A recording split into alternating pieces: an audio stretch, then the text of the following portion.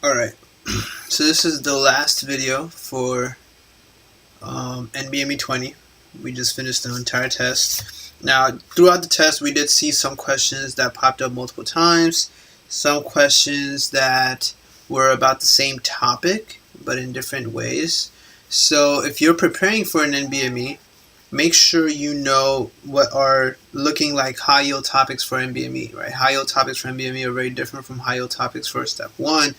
And there are a couple topics that are only on step 1 but not on NBME. Like, you don't really see many questions on cardiovascular heart sounds or cardiovascular loops and curves. Respiratory loops and curves is a pretty rare thing on NBME, so that's one way. Alright, so let's get this thing started now. So right now, question number 26. A previously healthy 16-year-old girl is brought to the physician by her 18-year-old sister because of a 2-day history of a thick, yellow vaginal discharge and burning with urination. Alright, she does not want her parents to know that she is sexually active. Her temperature is 98.6, pulse is 80, and blood pressure is 110.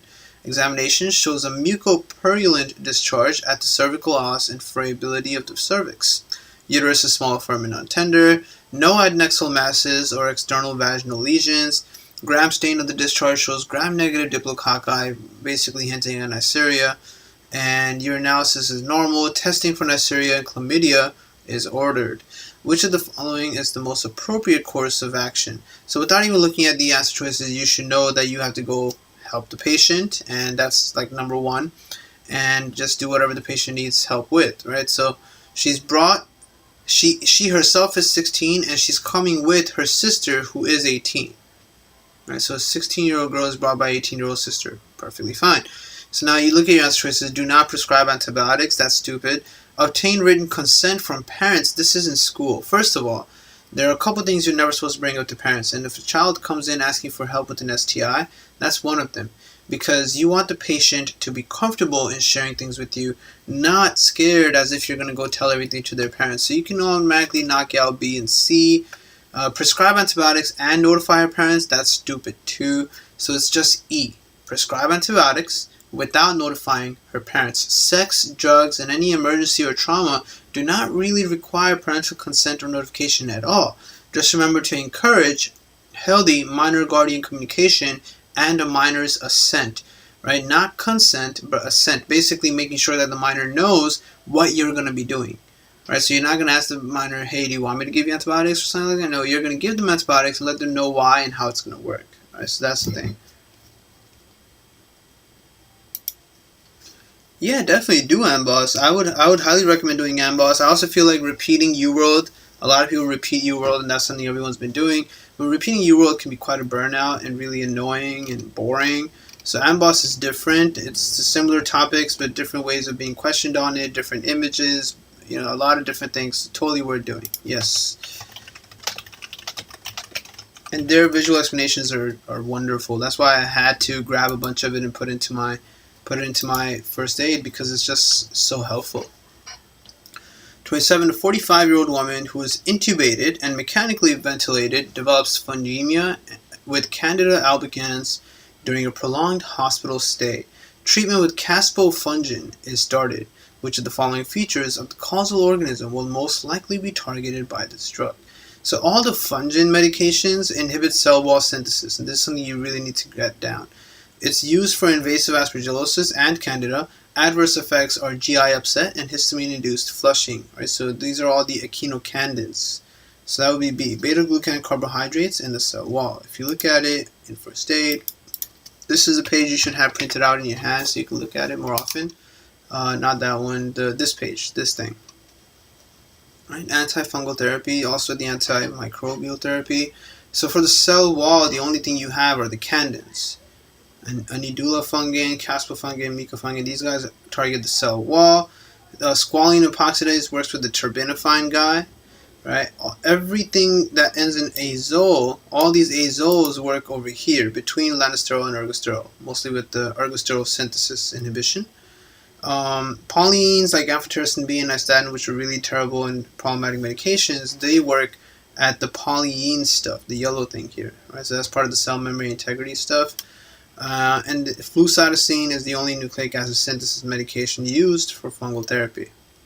So make sure you know echinocandins, and well, make sure you know all of them. To be honest, you can't do anything about that, but you should also be able to associate each one of these acid choices with a specific medication if you're preparing for step 1.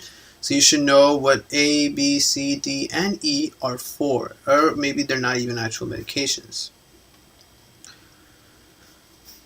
A 27-year-old man comes to the physician because of weakness of his left hand for 3 weeks. He is a professional athlete and rides a bicycle for 8 to 10 hours daily. He has been unable to grasp the handlebar with his normal strength, making it difficult to train for a full day. He has no pain or numbness. Physical exam shows mild weakness with abduction and adduction of the fingers. He is unable to hold a piece of paper between the thumb and the side of the index finger, which is apparently known as the Froment sign. Sensation is intact. The most likely cause of these findings is the compression of which of the following structures. So anytime you have a question about bicycle riders, right, bikers, long-term bikers, especially like him, 8 to 10 hours daily, that can lead to Guillain-Canal syndrome. You have to remember Guillain-Canal syndrome, where you basically have compression of your ulnar nerve. There you go. Oh man, yawning is fun. So carpal tunnel syndrome is the one with your median nerve, right? That gets compressed under the flexor retinaculum and all that. Your Guillain-Canal, let's take a look at that. So page 503. So Guillain-Canal, they show you, it looks like this. So UWorld had this image of the ulnar trap, right? You can see you have your pinched ulnar nerve with this the Guillain-Canal being the space under your pisiform. Alright, so Guillain-Canal syndrome, compression of the ulnar nerve at the wrist, classically seen in cyclists due to pressure from handlebars. The hook of hamate bone is related to the Guillain-Canal syndrome. The adductor pollicis muscle, which adducts the thumb, abductor, flexor, and opponens digiti minimi are all innervated by the deep branch of the ulnar nerve. And the abductor, flexor, and opponens digiti minimi, those are all minimi, the muscles for your pinky. The Froment sign is when you can't hold a piece of paper between the thumb and the index finger. Right, so like that. That issue occurs from this also because of the pain. Alright, and this was another UWorld question about the same kind of stuff. Right, but sensation was also affected for her, so you know they can do weird things like that. But if you look at all your answer choices, A is the only one that makes sense. Hook of hamate, ulnar nerve, they're both mentioned in this question. I mean, in this answer choice. That is Guillain-Canal syndrome. Guillain-Canal syndrome is the hook of hamate one. For the other bones of the wrist, we look at the actual wrist itself. Sorry, where is it?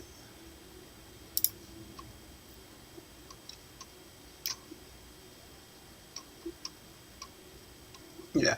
So from the bones of the wrist or the wrist region, right, you need to make sure you memorize this. You should understand what hand you're looking at based off the radius and ulna. And then in the middle, you're always going to have the big landmark, the capitate, right? This is your scaphate and lunate. So you should memorize these 3 for sure, right? The most important ones to know are the big ones. You don't need to worry about the T's and the pisiform, but you need to know these 4 big guys. Capitate, hamate, lunate, and scaphoid. Right? The scaphoid and lunate are discussed here. They tell you that dislocation of the lunate may cause acute carpal tunnel syndrome, and scaphoid, which is palpable in the anatomic snuff box, and you would have pain if it's issued, if it is fractured.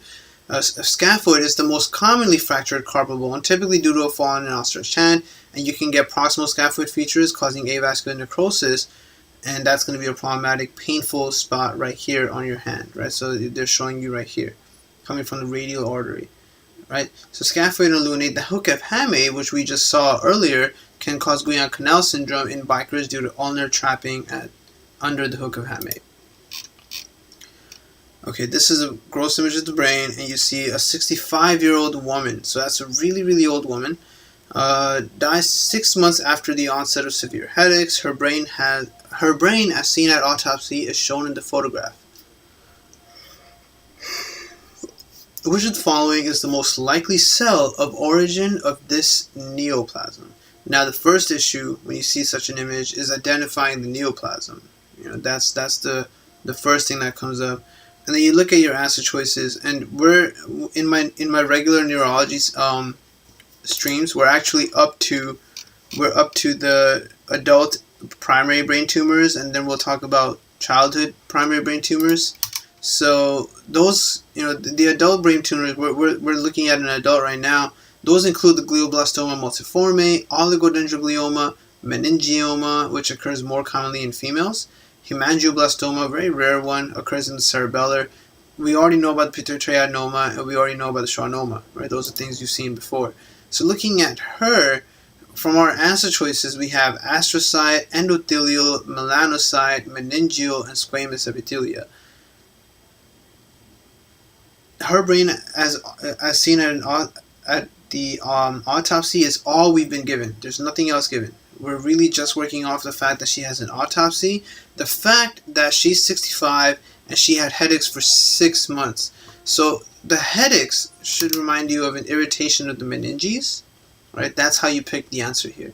Her headache is due to a meningeal thing. So this patient has a meningioma, and like we just saw right now, meningioma are more common in females, typically benign, which is why she had it for 6 months and nothing happened, right? Extraaxial, so there's going to be an external to the, the tumor itself will be external to the brain parenchyma and may have a dural attachment tail. Often asymptomatic, may present with seizures or neurologic signs like headaches. Resection or radiosurgery can help. So this is another one of the guys that has the Samoa bodies. That's another thing you need to remember. And the tail they're talking about, image E, that's like this. So you see the meningioma and you have the tail on both ends? That's what this patient has. So that's her meningioma right there. That thing. Right, everything else in between over here, it's all just brain, normal brain. But this thing is weird. This is not an actual thing you're supposed to have in your brain, right? There's no big round little thing in the back of your brain like that. So you just pick that and you move on, and that's it. So there were a couple of hints to pick meningeal, but for the most part, depending on how well you remember your neurological tumors, you would be able to pick it. Otherwise, you would just end up picking something that makes sense. Things you could definitely knock out are squamous epithelial and endothelial. Those two you could definitely knock out. Right? Melanocyte would mean that you're talking about a melanoma that metastasized to the brain, and they didn't give you anything about any melanin issues, so you might be able to knock it out and leave yourselves between astrocyte and meningeal. But look at the astrocyte one. The astrocyte one is very special, right? So glioblastoma multiforme is a grade 4 astrocytoma, which is highly malignant, and it's found in the cerebral hemisphere, right? It's a butterfly glioma. So you can see in image A, right? You see how it looks like right here, right? That's your glioblastoma multiforme. It is possible to think that this is also that, but it's not. This isn't your cerebral hemisphere. This is under the brain now. Right? Cerebral hemisphere is higher in the brain, upper area of the brain, not under the brain like they gave it to you. So it was a slightly difficult question since all they gave you was a gross image to work off of, but it does the job. A study is conducted to identify healthy women at risk for cardiovascular disease. Because atherosclerosis is an inflammatory process, the concentration of plasma C-reactive protein, a marker of inflammation, is measured. The plasma CRP concentration is increased in women who subsequently develop coronary artery disease.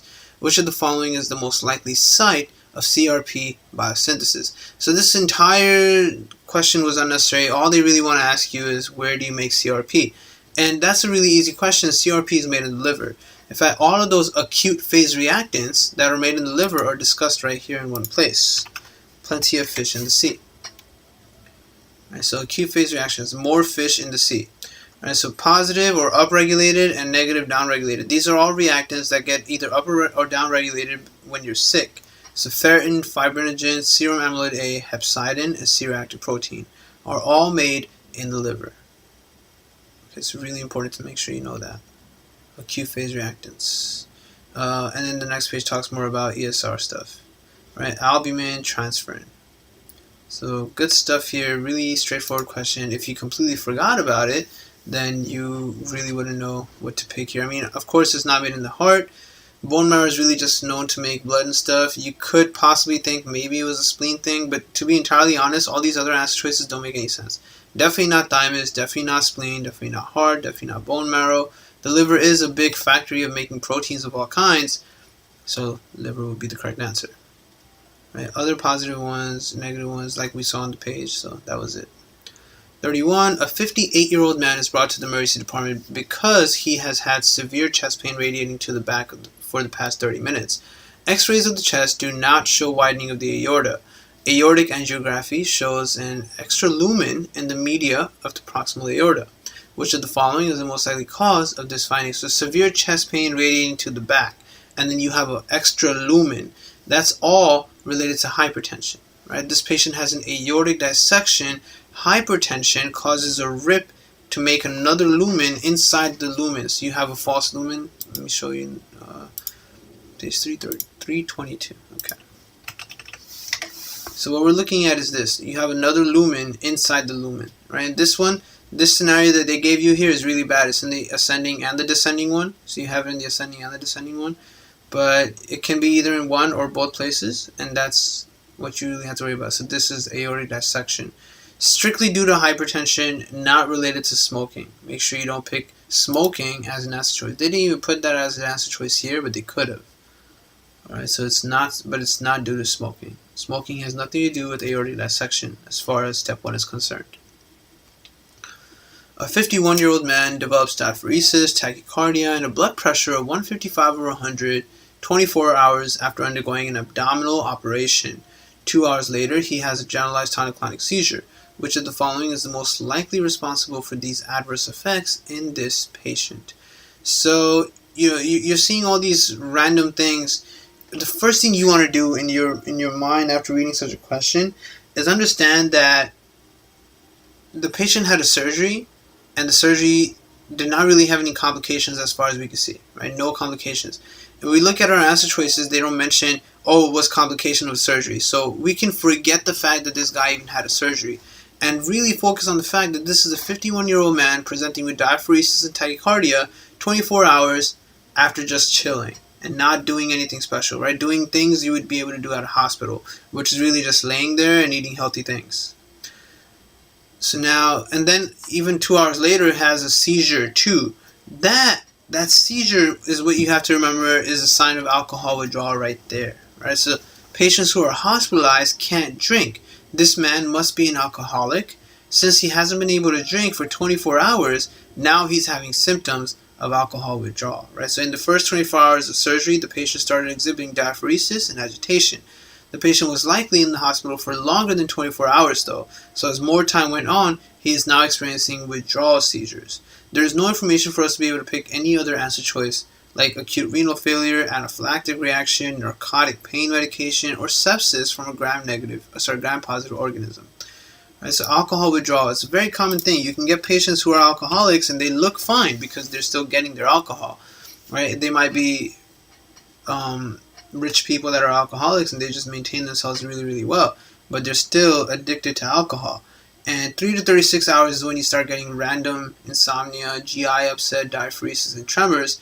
Within the 48 hours though, the same 6 to 48 hours, you can get withdrawal seizures. Right, so after 3 hours, you might start seeing these things. After 6 hours, you can start seeing withdrawal seizures, depending on how dependent and how long you've been a chronic alcoholic for. Right, the longer, the quicker. 12 to 48 hours, so after 12 hours, you can have the hallucinosis happening. And after 48 hours, you get the worst case scenario, delirium tremens. Right, treatment is the real answer for treatment. Yeah, sure, benzodiazepines is fine, but inside the hospital, once the patient admits that they are an alcoholic, the immediate way of fixing them up is to give them some alcohol. It's not necessarily just a benzodiazepine. So I got to see this when I was at Emory Hospital in Atlanta, that if you have an alcoholic patient and they really need the treatment immediately and they're having like crazy withdrawal symptoms, that hospitals actually carry beer. They actually have beer cans for such patients. You just give them that one can, they drink it, and they'll be okay. Then you get them in the right mental capacity and you start treating them. So that's something you want to keep in mind. That's a very realistic clinical setting picture right there. A 55-year-old man comes to the physician because of a 2-month history of decreased appetite. He also has had 20-pound weight loss and an intermittent rash during this period. Physical exam shows necrolytic migratory erythema over the axillae and groin. As soon as you see that, necrolytic migratory erythema, that needs to ring a bell for something from endocrine. That would be your glucagonoma. Lab studies show a serum glucose concentration of 280, plasma glucagon concentration that's super high, which basically gives away the fact that the patient has glucagonoma. So even if you didn't think about it, they were nice enough to give you information for you to know it. A CT scan of the abdomen shows a mass at the head of the pancreas.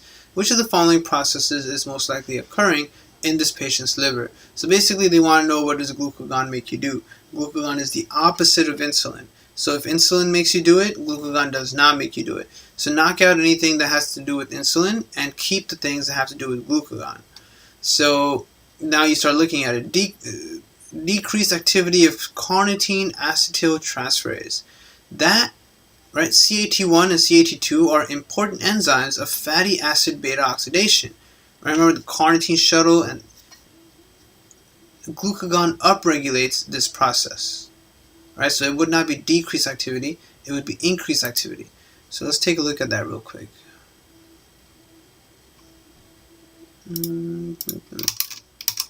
Let's see, right here. Right, carnitine and the citrate shuttle. Right, the citrate shuttle is a whole different thing. This is anabolic. Insulin is anabolic. Catabolic would be glucagon. So fatty acid going this way, and then you making ketone bodies. Right. So that means the inhibition of ketogenesis is also the wrong answer.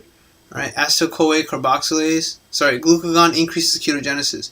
What else is there? The correct answer is B, glycogen synthesis. C, increased activity of acetyl-CoA carboxylase. What does that have anything to do with? So glycogen formation is inhibited. Oh, wait. What am I saying? The correct answer here is E. My bad. Let's just go through all of them, but I do want to talk about this one first, because this one was a common answer choice many people picked. C. So correct answer here is E, partial oxidation of fatty acids, which I just said, right? That this part, the catabolic part, is the one that glucagon upregulates. Insulin is anabolic. Insulin upregulates this part where you make fatty acids. Insulin makes you fat.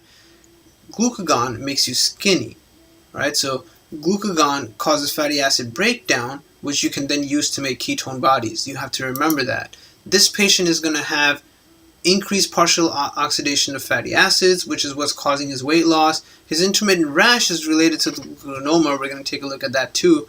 Glycogen synthesis, remember that glycogen formation is inhibited by glucagon because glucagon is breakdown of glycogen. Right? That's like a common sense thing. There's no way you could pick B.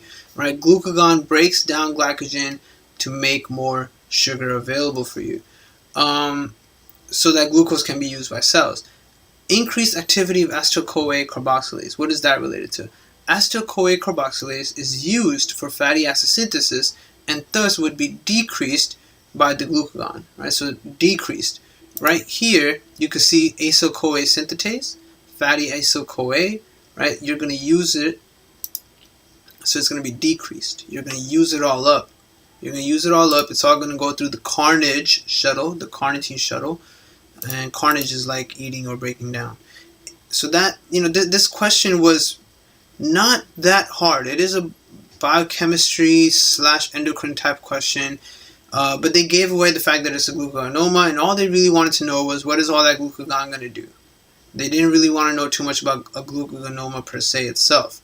Glucagonoma is discussed in endocrine, where they tell you about this really weird rash, right? Insulinoma and all the other guys are there too, but the other guys don't really have anything like that. So let's see, right here. So if you have your insulinoma, we should know what insulin causes, and a lot of insulin is just going to make you really fat and stuff like that. You can have a lot of weakness, hypoglycemia, right? Because all your sugar is being used up with insulin. Insulinoma is also related to MEN1. Glucagonoma, this one, causes a tumor of the pancreatic alpha cells causing overproduction of glucagon, presents with the 5Ds, and you should remember the dermatitis. The first thing you should remember is dermatitis. It's the only one you need to remember for glucagonoma because everything else kind of makes sense. So that's the necrolytic migratory erythema, which I described a little more here. Lesions become necrotic, then slow off or form indurated plaques with brown-bronze color. And they can occur anywhere. They're painful erythematous lesions affecting the face, groin, and extremities. Of course, glucogonoma is going to cause diabetes because you're going to have a lot of sugar in your body now. It can cause a DVT. That's the other important thing you need to remember from glucogonoma. The dermatitis and the DVT. Of course, glucogonoma causes declining weight and depression and diabetes. Those are given. But the DVT and the dermatitis are the special ones. I definitely want to make sure you remember that.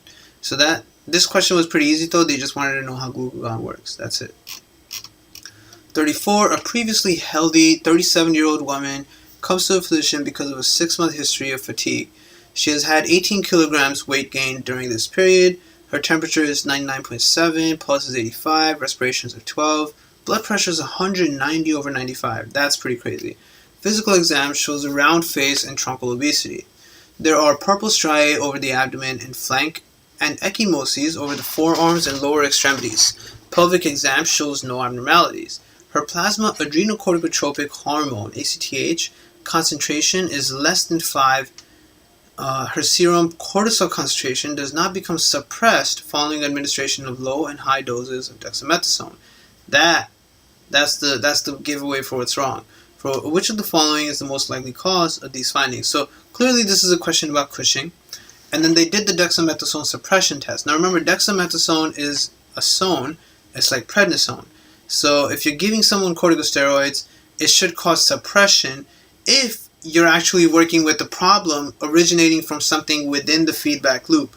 The feedback loop includes the pituitary. If this patient has a pituitary issue, then if I give more corticosteroids, that feedback will stop you from making more ACTH. It had no effect on this patient, right? That means that this is an adrenal gland issue where there's a problem with the adrenal gland. So we can knock out B, pituitary basophilic adenoma, and then ectopic ACTH production. This is just a trick answer choice, right? This is a trick answer choice that a lot of people fell for. It. But we weren't given any real information for where ACTH is coming from. In fact, they even tell you her plasma ACTH is low, right? Her plasma ACTH is low. So for the most part that it's not really a pituitary thing, nor is it related to ACTH. So you can knock out A and B because your pituitary is the one that makes ACTH. But your ACTH is already low. That means that you're making too much cortisol from your adrenal gland by yourself. The adrenal gland has a cancer that's making too much cortisol. You're not making too much cortisol because you have ACTH. Right? So doing the dexamethasone suppression test was already kind of unnecessary here to begin with because your ACTH is low. If you go back and look at it, and you got to make sure you're very confident with this entire flow chart here. But when you measure serum ACTH and it's low, you don't do the dexamethasone suppression test or C-reactive stimulation test. If your ACTH is low, that means you have an ACTH-independent Cushing syndrome, which means you're either eating a lot of corticosteroids or your adrenal gland has a tumor. Both of which are good prognosis and you can work with it. You can either remove the adrenal gland or stop taking the corticosteroids and treat the patient. If you measure ACTH and it's very high, then you want to see if you're able to influence that ACTH. If the ACTH is coming from the pituitary, then you're able to influence it with dexamethasone or CRH. If giving dexamethasone or CRH has no effect, then it's not ACTH from the pituitary. It's actually ectopic ACTH from some kind of lung cancer. Right? So that's where all of that comes from, small cell lung cancer. So ACTH is low. So it's not a pituitary adenoma, and doing anything dexamethasone suppression or serious stimulation is not needed. When ACTH is low, you immediately know it's an ACTH independent and is probably due to either exogenous glucocorticoids or an adrenal tumor. This patient seems to have an adrenal tumor, and glucocorticoids come from the fasciculata. Right, so C, that's it. All right. You would not pick glomerulosal reticularis. All right, that's that GFR. Remember the GFR stuff. So if we go to right here. If we come to this stuff, right, that's your GFR. Glomerulosa is the one that makes the mineralocorticoid aldosterone. F is for cortisol. Reticularis is DHEA, the androgens, right? So this patient has a cortisol issue, and that's why you would just go with that. So blood pressure is 190 because of that excess cortisol. I don't really know what the IFOM exam is.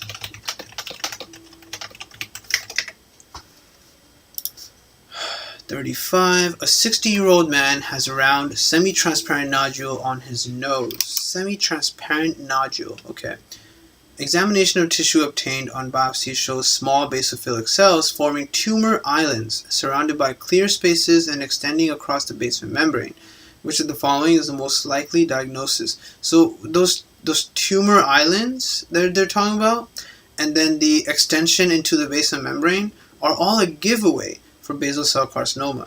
The description they gave is for palisading nuclei. In addition, the other answer choices are either pigmented or have scales, right? Actinic keratosis is pigmented, a nevus is pigmented, melanoma is pigmented, and seborrheic keratosis has scales. So they're all not being described. Palisading nuclei, palisade, the word palisade is for having a fence. If you make a fence around something, that's palisading. So now what they just told you, right? Tumor islands, that means that things are fenced. There's a fence making an island. That is a palisading nuclei. Well, if it's an exam about medical stuff, and if it's even similar to step 1, I would just directly recommend using UWorld and AMBOSS, because not only do they have really good questions, the explanations for the questions are world class. They're just such good explanations, both UWorld and AMBOSS. You get all these explanations with good images, also an explanation of what the wrong answers are and why they're wrong, so you can really learn. Yeah, okay, so NBME is so they're the ones really responsible. Why is it?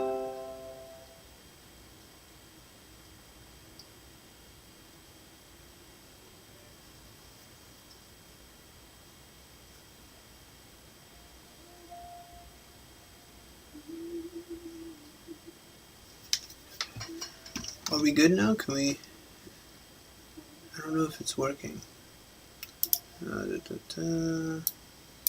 Okay, and then the video output is low. Let's make that HD. Alright, let me know if is it all clear? Okay, perfect. Thanks a lot, guys.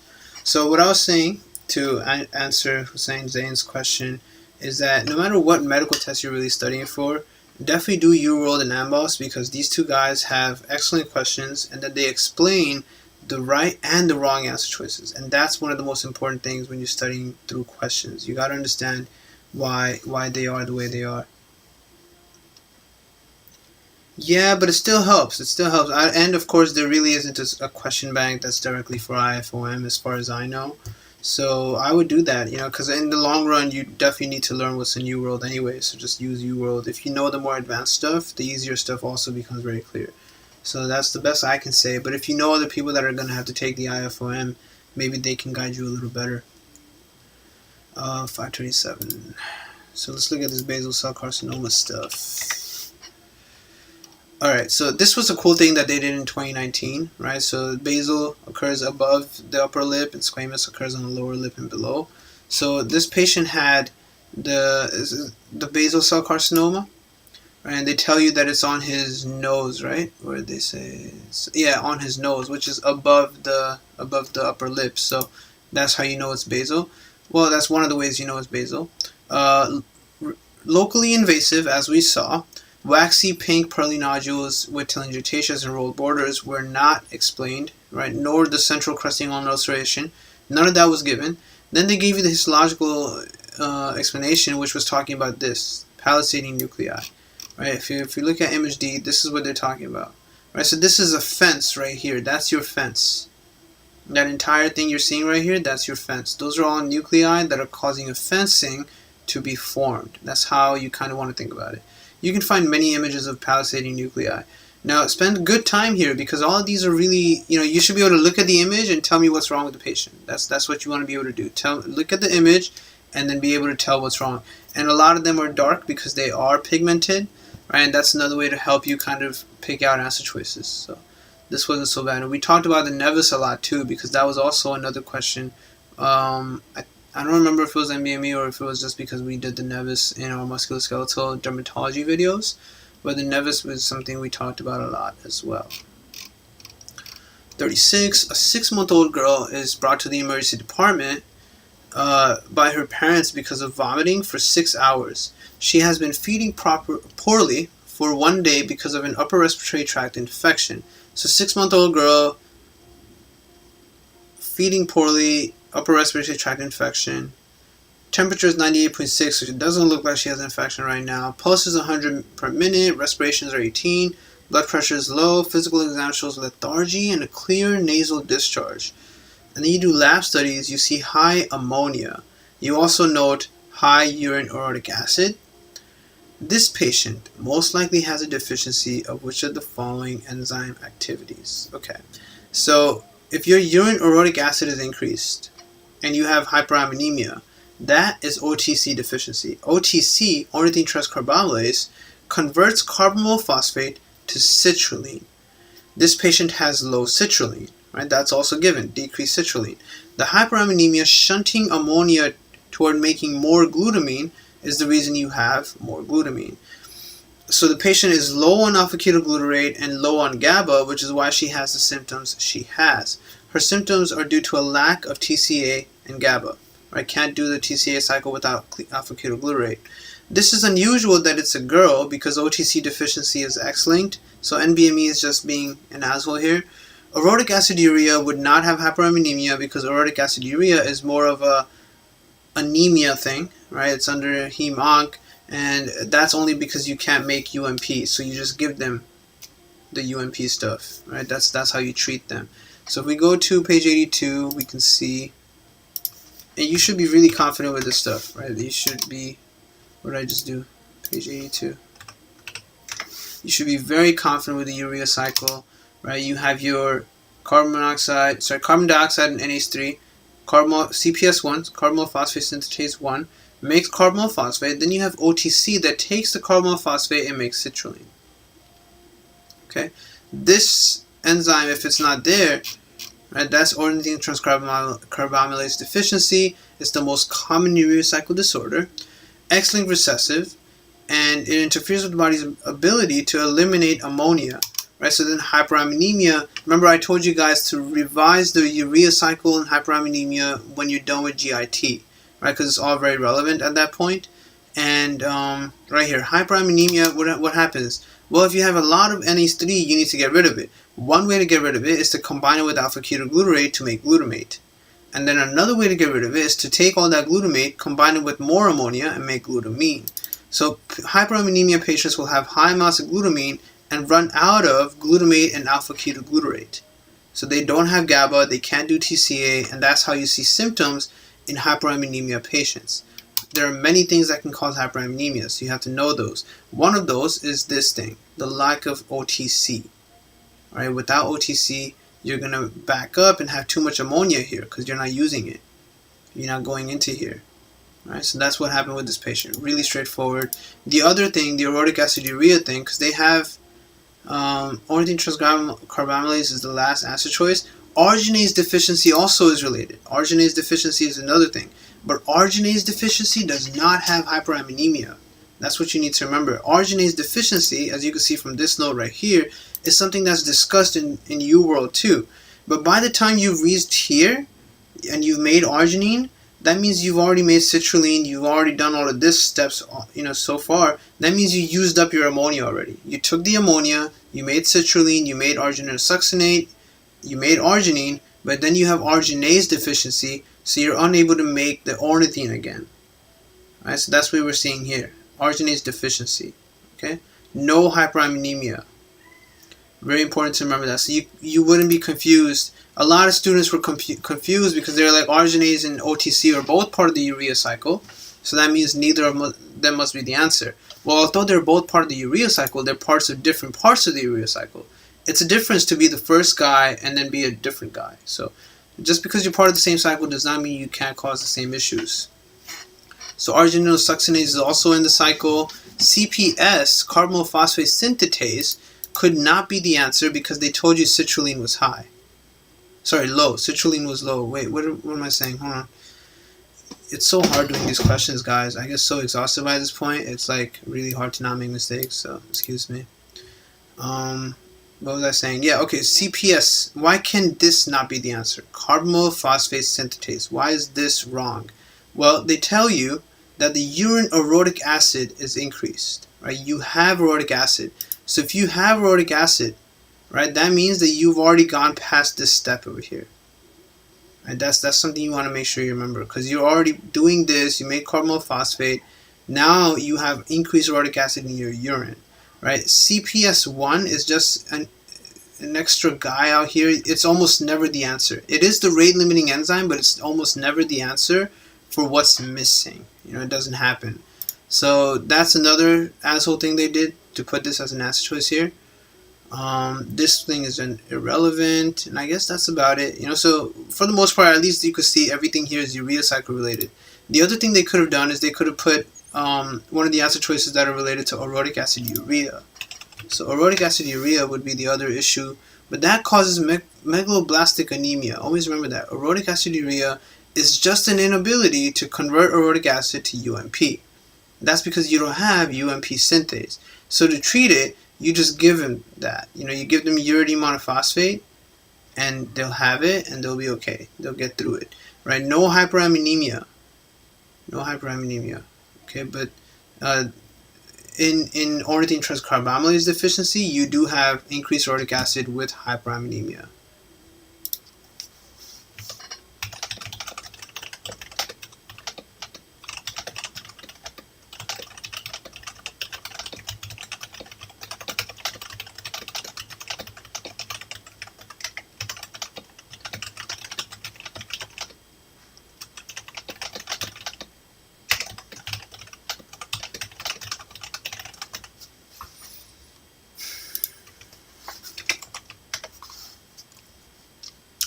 So that's it for that part.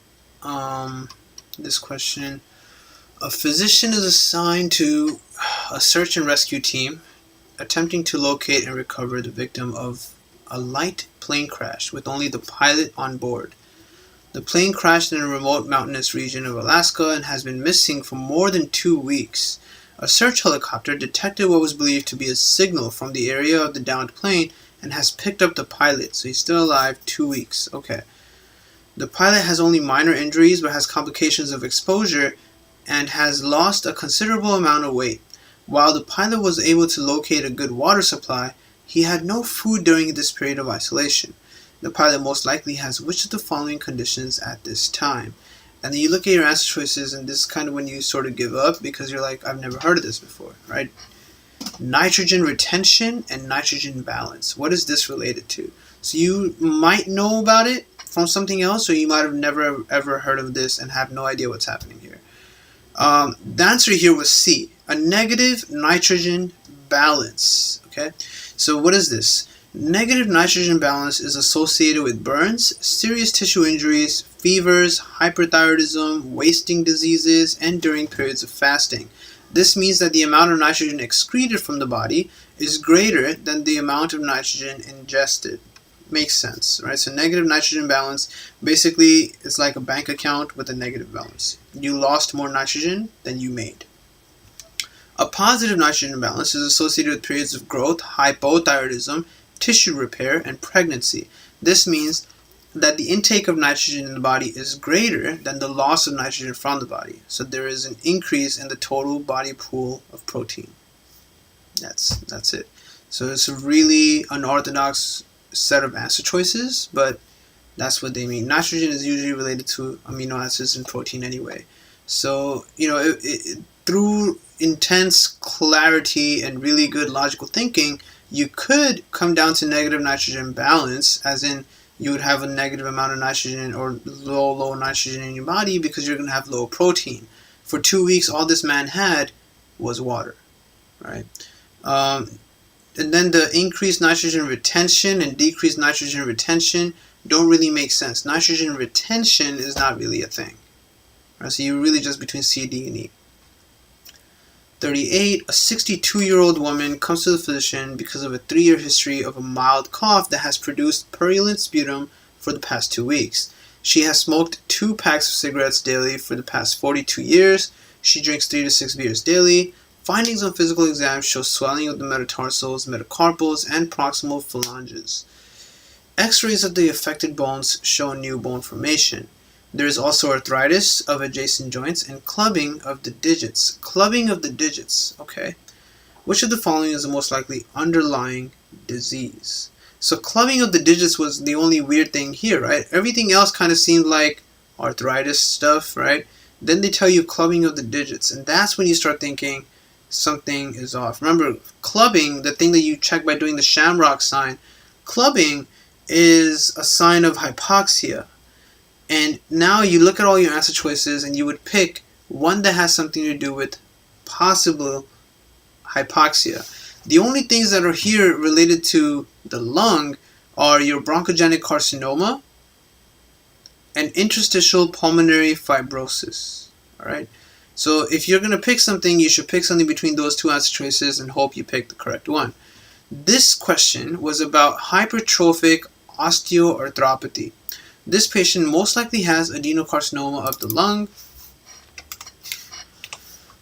leading to abnormal proliferation of skin and bone at the distal extremities. It is very easy to think F can be the answer and that this may be Kaplan syndrome, but they did not mention rheumatoid nodules, right? Rheumatoid arthritis. Adenocarcinoma can have activating mutations of KRAS, EGFR, and ALK. So hypertrophic osteoarthropathy, what is that? That's actually mentioned in a list of diseases that are never mentioned again on this page. Paraneoplastic syndromes, right? 229 of pathology neoplasia. So a lot of these are rare. You've seen questions of Steiner of Lesser-Charlotte. You've seen acanthosis nigricans, right? You've seen some dermatomyositis as well. We've seen hypercalcemia, Cushing, and hyponatremia. We know the endocrine neoplasms really well. This is discussed a lot in respiratory. We know some of the hematologic ones very well because they're discussed under hemonc a lot. The neuromuscular ones, we only know Lambert-Eaton and myasthenia gravis. These two are discussed. That's it.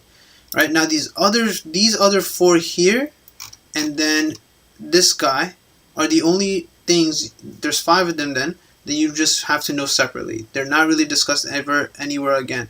So hypertrophic osteoarthropathy is an abnormal proliferation of skin and bone at the distal extremities, and you get clubbing, arthralgia, joint effusions, and periostosis of tubular bones.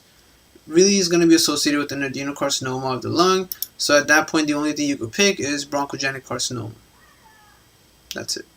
Alright? So what are these other guys? So that was hypertrophic osteoarthropathy. These other guys down here, a patient with an ovarian teratoma can present with these things. Psychiatric disturbance, language dysfunction, dyskinesias. That's because of anti-NMDA receptor encephalitis. So you have to remember that. Or it can be the other way too. You can get a patient presenting with these things out of nowhere, and then the question is going to be like, what might the patient have? She might have an ovarian teratoma. Right, so I made up a thing, no men or dicks allowed, ovarian territory. Right, so NMDA, you get a psychiatric disturbance female. This is also pretty common. Opsoclonus myoclonus ataxia syndrome, often described as dancing eyes, dancing feet. They'll tell you in the question stem the eyes are moving really weirdly. The patient is having some kind of seizure type feet movement. It's related to neuroblastomas in kids and small cell lung cancer in adults. Paraneoplastic cerebellar degeneration was actually a topic UWorld had a question about. It's antibodies made against Purkinje cells, and it's related to many different things. It could be a patient with small cell lung cancer making anti-WHO antibodies. It could be a female patient with gynecological breast cancers making anti-YO antibodies. Or it could be any other patient with Hodgkin lymphoma making anti-TR antibodies. So I just made up this thing to memorize that, but all of these are related to paraneoplastic cerebellar degeneration. All right, and then paraneoplastic encephalomyelitis is another encephalitis kind of thing, but this one is related to small cell lung cancer. All right, so you have to spend some time really getting these down because you can get weird questions that don't seem to add up in any way. And this is definitely one of them. There's a weird question that doesn't add up. It's really easy to go ahead and pick that the underlying disease is rheumatoid arthritis. Like I said, Kaplan syndrome is related to the lung as well. But this wasn't a rheumatoid arthritis question. Alright, definitely not a rheumatoid arthritis question. 39. A 48-year-old man is brought to the emergency department 12 hours after taking a massive overdose of ferrous sulfate. Serum sodium and potassium concentrations are within the reference range. which of the following sets of serum concentrations is most consistent with this overdose? So massive overdose of ferrous sulfate. So iron overdose, right? What happens in an iron overdose? That's all they're trying to figure out here. Iron tablet overdose is one of the mud piles. It's the eye of mud piles. So you're going to have a high anion gap metabolic acidosis. Number one, first you're going to have mitochondrial toxicity because of the iron. That decreases aerobic respiration and shunts everything to lactic acid production. Number two, you're going to have cardiotoxicity, secondary to the mitochondrial toxicity, leading to cardiogenic shock, also causing more lactic acidosis. Hepatic toxicity will decrease the lactate metabolism, adding even more to lactic acidosis. When in the trivalent form, Fe3+, which is ferric, it can react with 3 molecules of water to make FeOH3, 3H+. This will then deplete bicarb buffering system, resulting in the non-gap acidosis. Right, but that doesn't happen here. Here we have ferrous, which is Fe2+. So these are just extra facts to know, and the patient will have answer choice B, chloride of 96, bicarb of 8. Right. When you saw all these other bicarb choices, you could knock out A and D because they were too high. You need the bicarb to be low. Right. So you can just go pick B just off of that. 28 is pretty much normal bicarb, so it couldn't be that. Alright. So high anion gap metabolic acidosis. So your bicarb had to be low. And it was just B. They gave pretty good answer choices, especially considering not many people tend to remember what happens with chloride. Alright. So that was all there was for this question. Number 40 has this image with it. 28-year-old woman at 32 weeks gestation comes to the physician because of a 4-day history of fever and back pain. She says that during this time, she also has been crying frequently. Okay, her temperature is 100.4. Physical exam shows claustrophrenic angle tenderness. The photograph shown represents her disease. Okay, which of the following mechanism is the most likely cause? All right, well, she has claustrophrenic angle tenderness, and she's pregnant. 32 weeks gestation, fever and back pain. So if you look at this photograph, you're basically seeing all the tubules are full of stuff. There's mad stuff inside all of them. That's not supposed to happen. Chorioamnionitis would be something after delivery. Endometritis would not be represented by a photomicrograph of her kidney. This is definitely the kidney. Glomerulonephritis doesn't make sense. Hematogenous infection. Well, her temperature is very high, so I can see how someone might pick this. But the photomicrograph doesn't display infection. And they told you that the photomicrograph is showing her disease. Obstructive uropathy or PID, pelvic inflammatory disease, would not have a high temperature like that. Nor would it just have claustrophrenic angle tenderness. So the answer here was E, obstructive uropathy. Right, this is hydronephrosis that you're seeing in this image here. During the last half of pregnancy, dilation of the upper urinary tract can occur due to compression of the ureters by the growing fetus and the linea terminalis. The compression of these is not allowing fluid passage into the bladder, causing urine buildup in the kidneys. This leads to dilation of the kidney that ends up causing symptomatic hydronephrosis. This can end up in infection and symptoms such as the ones present in this patient, like back pain and costovertebral angle tenderness. The crying is mainly due to the pain caused by the obstruction, and just as something extra, double pigtail catheters is a safe and simple way of treating symptomatic hydronephrosis of pregnancy. You just put the catheters in and you drain all the pee out. So costovertebral angle tenderness was the clear giveaway, cueing you into a renal or ureteral problem, and E is the only renal or ureteral problem. C, glomerulonephritis, has nothing to do with this patient. Alright, so you could only pick E. The other answer choices really did not work with the photomicrograph given. And if we go to page 652 really quick, this is hydronephrosis, you see? So it can also be due to a stone here, a kidney stone. So you see how everything's just, the calyces and all of that, they're expanding. Distension. So that distension is a sign that is related to some kind of obstruction. All right.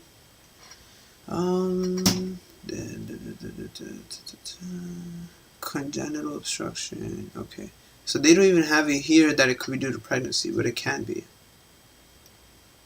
Yeah, the fever was definitely a giveaway for other stuff, right? Fever was kind of weird. But remember, two things are more important. Yes, sure, they gave a fever, and it does seem weird. You know, I don't really know why she has a fever. She might actually have infection too. She might. But the image they gave you is not of pyelonephritis. There's two things. One, they tell you that it's only one side, right? Claustrophrenic angular tenderness. It's not both sides. They don't say it's bilateral. It's just going to be a one-sided thing, and it's because her one-side ureter is being obstructed by the growing fetus. That's what you wanted to imagine here. So everything backed up. She could have infection. But that's not the main issue here. Right? The most likely cause is the root issue here is the obstructive uropathy, which could then cause infection, and it wouldn't be hematogenous infection either. So that's, yeah, it's a pretty interesting way to really like make sure you know your stuff. It's pretty weird. This one was really easy. So a 23-year-old woman comes to a physician for a follow-up exam. She underwent a median sternotomy for repair of an atrial septal defect 3 months ago. She is otherwise healthy. Her last visit 6 weeks ago showed a well-healing surgical incision. Physical exam today shows expansion of the scar tissue beyond the edges of the original incision, which by definition is a keloid. An abnormality in which of the following processes is the most likely cause of these findings. So it's just abnormal collagen synthesis. That's it. A lot of people wanted to pick epithelial proliferation. No one picked fibrin deposition. No one picked granulation tissue formation. Actually, some people did. Some people also picked D, granulation tissue formation, not neovascular and not neutrophil. So in the end, in all honesty, this is kind of between A and D, but a keloid is just A. It's uncontrolled almost collagen synthesis. So if we go back and look at that, there's something you want to be very clear on. So you can have scar formation hypertrophic or keloid. The hypertrophic is the normal scar you get. This is a really, really bad case of a keloid here, right? Disorganized collagen synthesis, both types 1 and 3. Right, but that's it. It's just the collagen synthesis, not exactly granulation tissue formation. That's not what's happening here. Okay, so there's something called contractures. Contractures occur when unusually high MMP, metalloproteinase activity, results in excessive wound contraction. And they talk about that a lot. These are all questions here related to the same topic from UWorld. You see the UWorld question also has the same answer: excess collagen formation. Alright, and they again talk about normally wound contraction, or normal part of proliferative phase of wound healing, involves contraction of actin in the myofibroblast to approximate wound edges. Transformation growth factor beta, TGF beta, promotes differentiation of fibroblasts into myofibroblasts and should diminish on completion of wound repair. In keloids, TGF beta is produced excessively without regulation, so keloids extend beyond the borders. Right, so TGF beta and the whole concept of contractures, which is basically, I also think of it as like a contractor that works on buildings. You got to measure everything. And build it correctly. If you didn't measure correctly, you build excessively, it comes out to be too big. You know, and that's kind of what's happening here.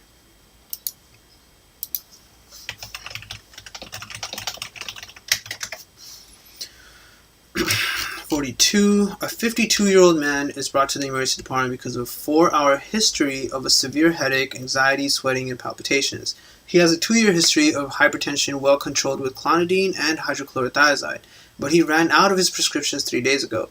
His pulse is 120 per minute, blood pressure is 170 over 110.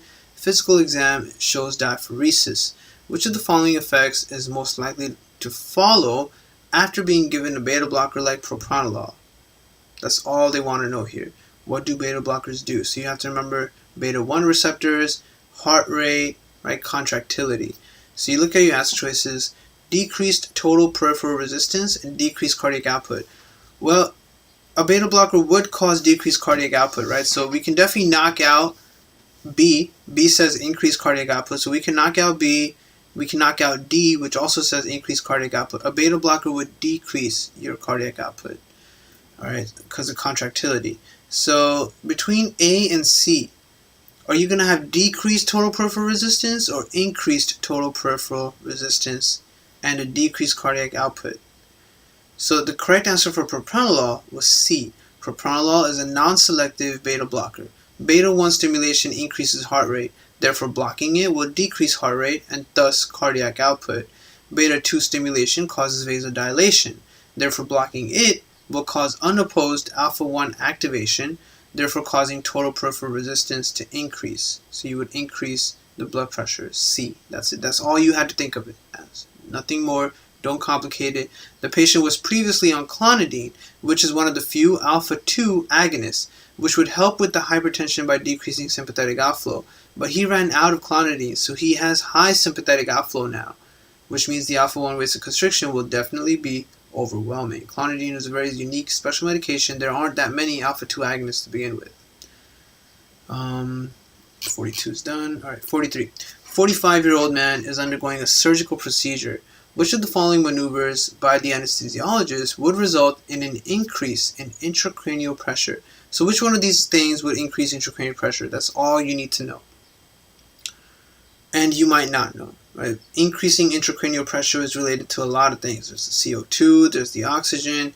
So let's take a look at the explanation stuff, right? Hyperventilation causes a decrease in CO2, which subsequently leads to arterial vasoconstriction and lowers the cerebral blood flow, cerebral blood volume, and intracranial pressure. But we're trying to increase intracranial pressure. He wants to increase ICP, which he can do by decreasing the respiratory rate, hypoventilation. Right, so CPP is equal to MAP minus ICP, and if CPP was 0, cerebral perfusion pressure, if that's 0, there's brain death. So if you increase ICP, that would be dangerous, right? Because mean arterial pressure is just your mean arterial pressure. Increasing intracranial pressure is a scary thing to do. If you do that, these two numbers might become equal to each other, and 10 minus 10 is 0. So how do you increase your intracranial pressure? Just increase airway pressures. If you increase airway pressures, you will not be able to breathe that well. Right? You're going to hypoventilate. That's all this was. Decreasing the respiratory rate was a trick answer choice. All right, just a trick answer choice. I can't explain why it's wrong. I don't know enough to explain why it's wrong. But increasing airway pressures is really the thing you kind of do, right? Remember, we're talking about pressures here, so you want to work with pressures, not rates. And decreasing respiratory rate is not really a thing you can do. Like, there's no actual way to do that per se, unless the person is really just reliant on a machine to breathe, and then the machine kind of slows down the breathing rate. But for this, the correct answer was increasing airway pressure, right? Increasing respiratory rate and decreasing respiratory rate were both answer choices that were also there, and they're weird answer choices, but they can, when you think logically, they can kind of help you guide yourself the right way. But remember, everything's about pressures. So yeah, that was D. Increasing airway pressure. Okay, this one was also an easy question, but a couple people were pretty confused about what's happening. So immediately after a cerebral infarction, a 62-year-old right-handed man has decreased fluency of spontaneous speech, with phrase lengths of less than 4 to 5 words. His comprehension is normal. Neurologic exam shows weakness of the lower 2/3 of the face on the right. This patient most likely has a lesion in which of the following labeled areas in the drawing of the brain. So this is just this area right here. Right? This patient is presenting with Broca's aphasia. He cannot speak fluently, but he understands fine. Understanding would be Wernicke. Wernicke would be, let me show you. So if we go to page 543. So we've talked about this already as well. So this stuff is your Broca and Wernicke. But let me show you even better. Where did I bring that page? I should have put this page. This is 560. Oh, 560. Okay. So, what you really want to pay attention to is the fact that the description is the. Man, I like the 2018 book better for aphasia, but basically, it's this. This is the lower part of the frontal lobe. That's your Broca, and the upper part of your temporal lobe is Wernicke. Right, that's something how you want to remember. So due to infarcts in the superior division of the MCA, you can get Broca. Our superior division of the MCA causes Broca, and the inferior division of the MCA can cause Wernicke.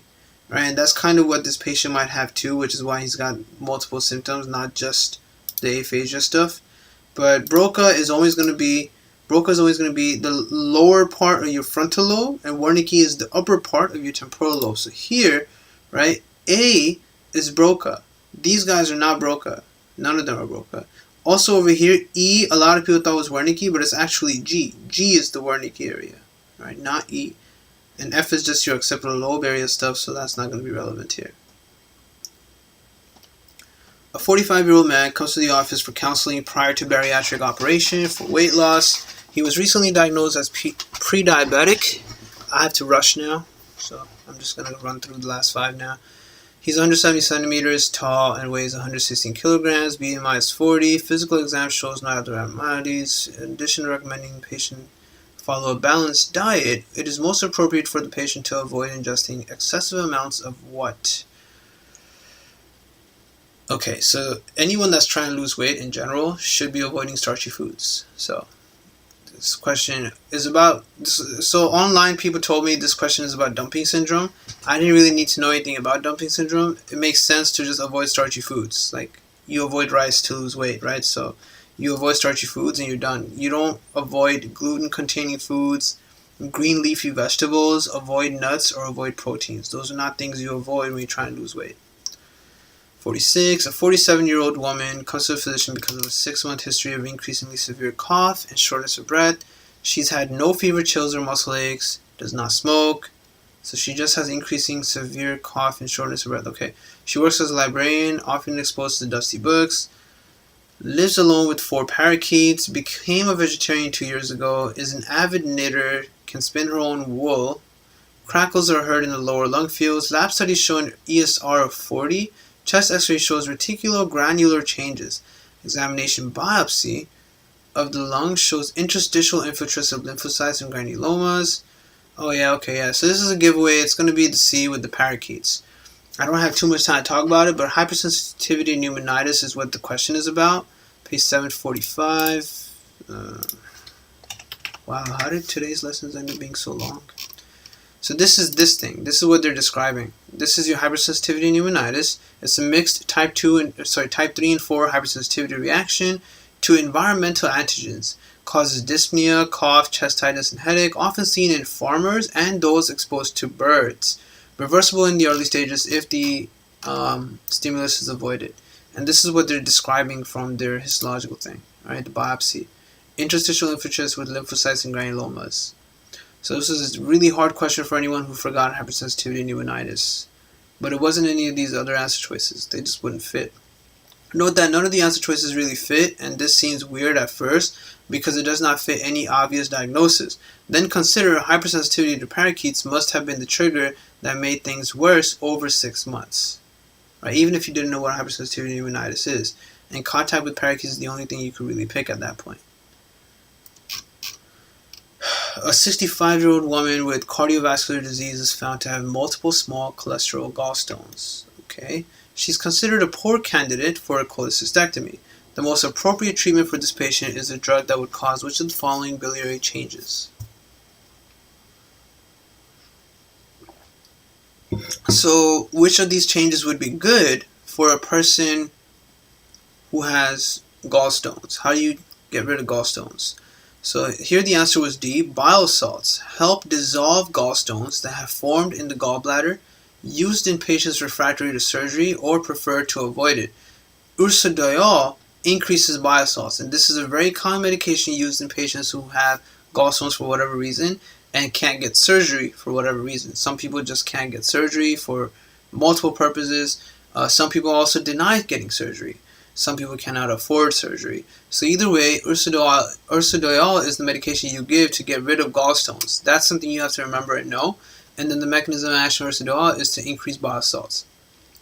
It decreases biliary cholesterol by suppressing hepatic synthesis and secretion of cholesterol, as well as inhibiting intestinal absorption.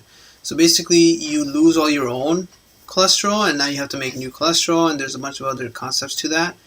The other answer choices are not related to getting rid of gallstones. An investigator wishes to determine the effectiveness of a new preparation of candy containing citric acid, which is substance. Wow, I love how these last few questions are all long as fuck. I gotta fucking go, man. Oh my god. Okay, whatever. Candy containing citric acid substance X as therapy for Sjogren's syndrome. Okay. Both substance X and a placebo, which does not contain citric acid, are administered to healthy volunteers. It is found that substance X produces twice as much saliva as the placebo does. However, analysis of the ionic composition of the saliva shows that the saliva of the placebo group contains half as much sodium chloride as that from the substance X group. So already by now, if you're as exhausted as I am, you're like, what the fuck is this question? In contrast, the concentration of bicarbonate is almost the same in both groups.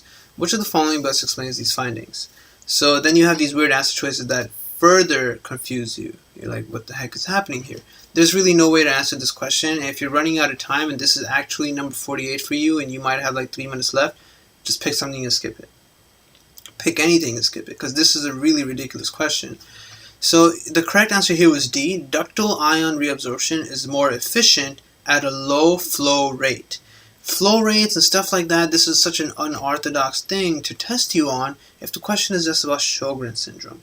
What they're saying here is they're making a candy here that kind of helps you make more saliva. That's basically what's going to happen there. And that's something that'll help these people, because in Sjogren's syndrome you have no fluids. You don't make tears, you don't make saliva, none of that. It's completely dry patients, right? So a low flow rate means that you're going to have high concentrations of potassium and low concentrations of sodium, bicarb, and chloride.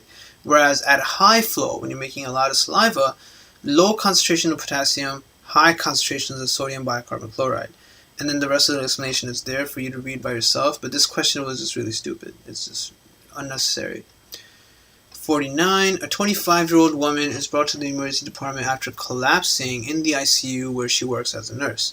Co-workers report that she had appeared fine all morning, but shortly after lunch she became pale and diaphoretic and then collapsed.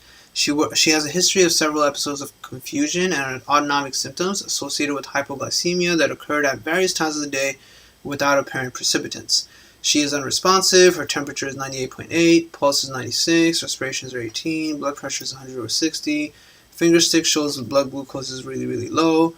A bolus of 50% dextrose is administered. Lab studies now show what you see here.